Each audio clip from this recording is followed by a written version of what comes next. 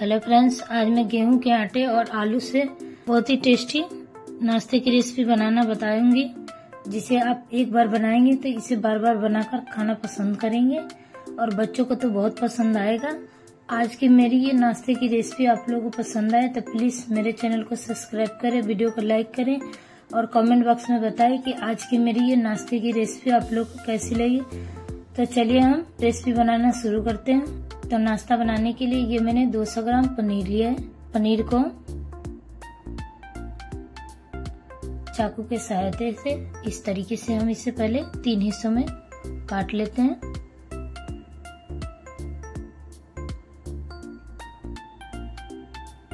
उसके बाद हम इस तरीके से फिर से हम पतले पतले लंबे लंबे पीसेस में इसे काट लेते हैं। तो आप चाहे तो पनीर को और भी पतला काट सकते हैं। तो इसी तरीके से हमें सारे पनीर को काट कर रेडी कर लेना है। पनीर को अब हम मैरिनेट करेंगे। मैरिनेट करने के लिए ये मैंने आधी छोटी चम्मच कश्मीरी लाल मिर्च पाउडर लिया है। आधी छोटी चम्मच नमक ऐड कर देते हैं। अब इसको हाथों से अच्छे से मिक्स कर लेते हैं, जिससे कि मिर्ची और नमक सारे पनीर में अच्छे से मिक्स हो जाए। अब इसको हम साइड में रख देते हैं। अब एक हम मिक्सिंग बाउल लेंगे और बाउल में हम 1 कटोरी मैंने गेहूं का आटा लिया है। तो आप चाहे तो इस नाश्ते को मैदे में भी बना सकते हैं। मैं इस नाश्ते को गेहूं के आटे में बना रही हूँ। अब इसमें हम स्वादानुसार नमक ऐड कर देते हैं और नाश्ते को और भी क्रिस्पी बनाने के लिए इसमें 2 चम्मच रिफाइंड ऑयल ऐड कर देते हैं। अब इसे अच्छे से मिक्स कर लेते हैं। अब इसमें हम थोड़ा थोड़ा पानी ऐड करके इसका टाइट आटा लगा लेते हैं। इसका हम नरम आटा नहीं लगाने हैं। हम जैसे रोटी का आटा लगाते हैं उससे थोड़ा सा हमें इसे टाइट आटा लगाना है। तो इस तरीके से हम थोड़ा थोड़ा पानी ऐड करके आटा को लगा लेते हैं। मैंने आटा को लगा लिया है। अब इस तरीके से आटा को हम हाथों से चिकना करके इसे ढककर हम साइड में रख देते हैं। अब एक हम बर्तन लेंगे, उसमें हम 2 चम्मच गेहूं का आटा ऐड कर देते हैं। अब नाश्ते को कुरकुरे और क्रिस्पी बनाने के लिए 1 चम्मच इसमें हम चावल का आटा ऐड कर देते हैं। अब इसमें हम आधी छोटी चम्मच नमक ऐड कर देते हैं। थोड़ा सा पानी ऐड कर देते हैं। पानी हम एक साथ ऐड नहीं करेंगे, थोड़ा थोड़ा पानी ऐड करके इसका एक हम पतला घोल तैयार कर लेते हैं। तो हमें घोल भी न ज्यादा पतला रखना है और न ही गाढ़ा बनाना है। तो मीडियम साइज के हम इसका एक घोल बनाएंगे। सॉरी, यहाँ पे मेरे से वीडियो कट गई थी।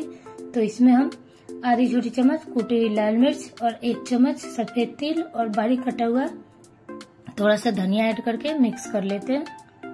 घोल थोड़ा सा गाढ़ा लग रहा है तो इसमें हम थोड़ा सा पानी और ऐड कर देते हैं और ऐड करके इसे मिक्स कर लेते हैं।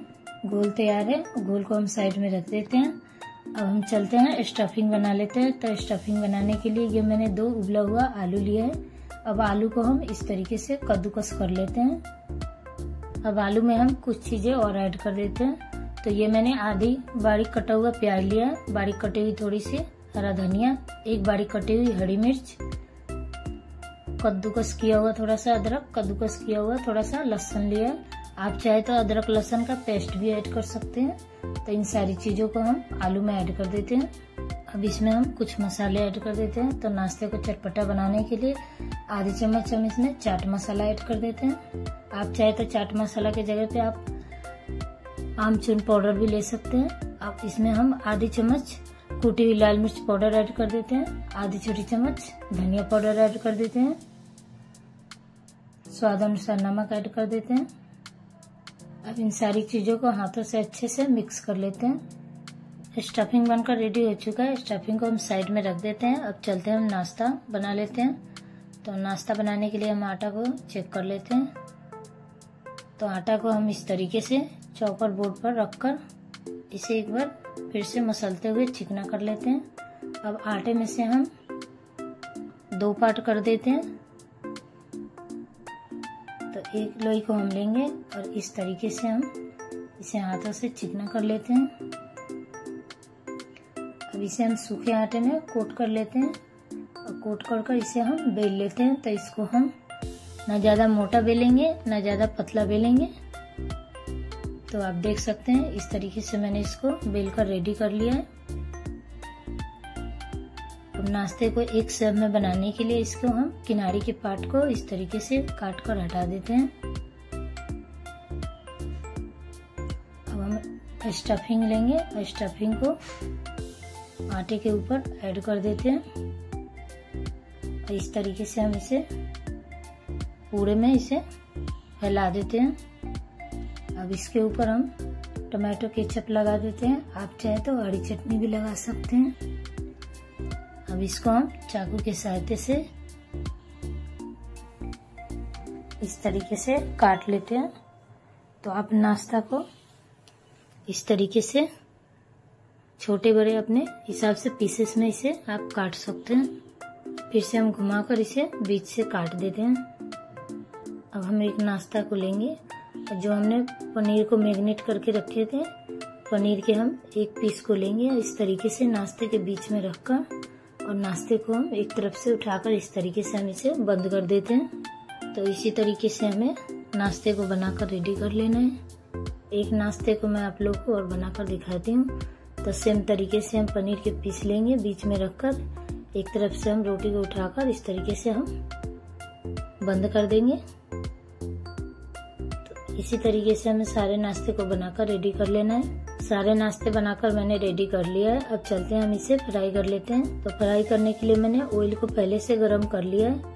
अब ये जो हमने गोल बनाकर रखा था, मिर्ची, धनिया और तिल और नमक आटे का, इस घोल में हम नाश्ते को कोट करके कढ़ाई में ऐड करते जाएंगे। तो जितनी कढ़ाई में जगह है उतनी हम नाश्ते को ऐड कर देंगे। गैस का फ्लेम मीडियम रखेंगे। मीडियम फ्लेम पे हम इसे ब्राउन होने तक फ्राई कर लेते हैं। अब नाश्ते के ऊपर हम इस तरीके से ऑयल उठाकर ऐड कर देते हैं, जिससे कि नाश्ते ऊपर से भी अच्छे से सिक जाएंगे।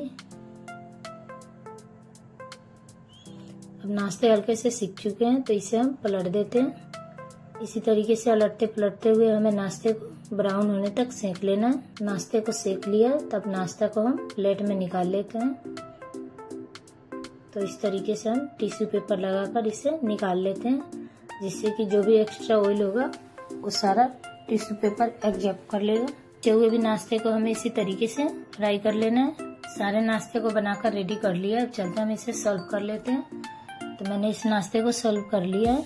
आप इस नाश्ते को बनाकर लाल चटनी, हरी चटनी, चाय या फिर वैसे भी आप खा सकते हैं। मैं आप लोगों को एक नाश्ता तोड़कर दिखाती हूँ। तो आप देख सकते हैं नाश्ता ऊपर से कितने कुरकुरे और क्रिस्पी बने हैं। इसे आप बनाकर जरूर से ट्राई करिएगा, सभी को बहुत पसंद आएगा। तो आज की मेरी ये नाश्ते की रेसिपी आप लोगों को कैसी लगी?